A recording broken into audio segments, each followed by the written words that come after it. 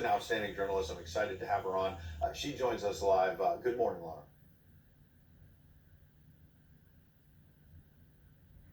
Okay, apparently she's not quite ready yet. Let's keep it going I'm then. ready. Can you hear me? Oh, there you are. We got her. Oh, well, it's so great. We didn't see you pop up right away. Laura, great to have you this morning. I wanted to start with this breaking news overnight that it appears, and there you are. You popped up for us. It's so great to see you. The Daily Mail has a very interesting story that's saying that Vladimir Putin essentially may be running out of bullets, that he might have a week and a half, 2 weeks max. He's losing warplanes, tanks, all the rest of it. He obviously went into this thinking he was going to bulldoze his way through Ukraine. He's obviously caused a lot of destruction. Don't want to minimize the fact there's over 2 million refugees. But this has not gone as well as Vladimir Putin expected. I don't buy it for a second, and I'll be honest with you. I really think that there's so much misinformation. We've never really seen anything like it. I mean, I've been covering wars now for 35 years, and I have never seen people with their nails done in the Ukrainian flag, right? I mean, we're being corralled into this box where we either have to hate Vladimir Putin and believe everything evil that's said about him and love Ukraine, and there's no in between. And that reminds me a lot of you're either, a white supremacist or you go with the Democrat narrative on everything under the sun. So Vladimir Putin knew exactly what he was doing when he went into Ukraine. The Russian military isn't perfect. They, for example, I've spoken to multiple defense specialists and intelligence specialists from the Defense Intelligence Agency who've studied the Russian military for years. They do have a difficulty mounting complex air operations because they do very little training hours in comparison to, for example, the United States air assets, right, our fighter jet pilots. But Russia is not struggling. What Russia has done from the very beginning has been very strategic. They didn't go straight to Kiev. They went to all those bioweapons laboratories that are scattered all over the country. Some of them they built, so they know where they are. They've known where they are since the Soviet Union, because under the Defense Threat Reduction Program, we went in after the fall of the Soviet Union and supposedly turned those facilities from bioweapons labs into public health labs. Although, these days it's hard to believe anything that our leaders tell us, because they've lied about COVID, they lied about Russia collusion, they lied about the Ukraine impeachment trial, and there's so much more going on in Ukraine that nobody is talking about. You see such dishonesty when it comes to the history of Ukraine. You see dishonesty when it comes to the Azov Battalion, which is funded by the US and NATO. I mean, you can find pictures of them online holding up the NATO flag and the swastika, and at the same time, their own emblem contains the black sun of the occult, which was a Nazi SS emblem. And it also contains the sideways, lightning insignia of the SS. I mean, this is on throughout the Ukrainian military. You can see that black sun of the occult on their body armor, even on the female soldiers who are paraded in front of the world as being, such an example of Ukraine's independence and spirit and nobility. Even they are wearing the black sun of the occult. And, the White House wants you to believe, well, this doesn't matter, it's just a small number of troops. It's not true. The Azov Battalion has been murdering its way through eastern Ukraine. Yeah. We don't want to admit this. This was why Crimea voted for independence. This is why Crimea wanted to be with Russia. Because we in the media, in the Western media and in the West, won't acknowledge the reality of what's gone on. Western Ukraine backed the Nazis. It was a headquarters for the Nazi SS. The CIA under Alan Dulles actually gave immunity from prosecution to the Nazis of Ukraine from the Nuremberg trials. So there's a long history of the United States and our intelligence agencies funding and arming Nazis in Ukraine. These are not like new neo-Nazi groups that sprung up. These are the actual Nazis from the Second World War, who, if you go back to the Nuremberg trials, said that they were planning for 1,000-year run.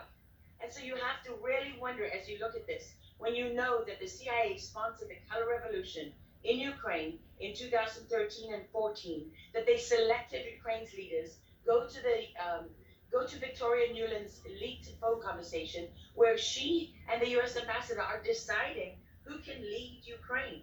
I mean, there's as much interference here as you could possibly imagine before you even get to Hunter Biden, Nancy Pelosi, John Kerry, and Mitt Romney, and all of their children who are employed, who earn millions from Ukrainian gas companies. Yeah, you were pointing, pardon me, to a real credibility crisis for our leaders. I don't know, like Karen Turk jump in. Yeah, I wanted to bring up the fact that President Zelensky is Jewish, and I don't know exactly how this factors in, but there's some very interesting points in what you're saying. And looking at this, you could think it's political theatrics. You made a very good point at the beginning that you think that Putin is in control. And I actually want to play something that Jen Psaki said, because it seems that the White House is actually echoing that sentiment. Watch this.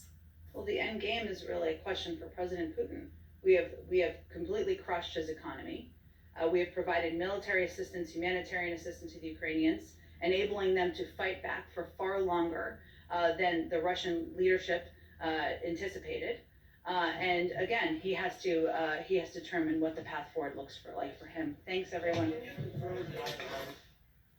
He's determining what this looks like, and I think that's a lot of what you said, Laura. I'd love to get your thoughts on that, what you just watched. What troubles me about the moment that we're in is that we have such a selective and a narrow reading of history. President Zelensky may be Jewish, but he's not the only one in this who suffered during the Second World War, whose ancestors suffered, right? I mean, look at Putin. How many relatives did he lose in the siege of St. Petersburg? People don't know their history. They don't know what made Vladimir Putin. And I'm not defending him. I don't need to defend Vladimir Putin. My job as a journalist is to try to understand what is the truth here. I don't like being lied to. And we're being lied to on an epic scale. When we're told your only choice is you have to be 100% with Zelensky, who's a puppet, who you can find on the internet in black stilettos and leather pants, with shirtless, doing a spoof Dancing with the Stars kind of entertainment video. That's a mock of a Ukrainian group that does this kind of satanic occult type of music video. And I mean, Zelensky was selected, like so many of our leaders. And honestly, with big tech and with election fraud these days, we don't know how many leaders all around the world have been selected for us and weren't actually voted in. But what we do know is that there are increasing problems with technology and the digitization of our world. Because look at what's happening with COVID. Look at what has happened globally. We are fighting the same battles all over the world. To pretend that this war is about Russia and Ukraine is just a barefaced lie. If Putin has been warning for 15 years that he is not going to stand by while the globalists take over the world, build bioweapons facilities and whatever else they're doing in Ukraine, Ukrainian oligarchs. Ukraine has been a center of money laundering for many of the leaders in this country. For how long? Billions of US dollars have been laundered through Ukraine, and we say nothing about it. These are our tax dollars. I mean, before the impeachment trial, had you ever heard of anyone in the United States, I mean, us bringing in foreign governments to the White House for anti-corruption training? I mean, does nobody question these things? Why do we not question it? We have an idiot like Lieutenant Colonel Vindman who goes at the impeachment trial and sits there as a lieutenant colonel. He didn't even make colonel. And he's telling the President of the United States what his policy should be. You have a traitor in the form of Maria Yovanovitch, who was Obama's ambassador, who's telling Ukrainian government officials, don't listen to the will of the American people.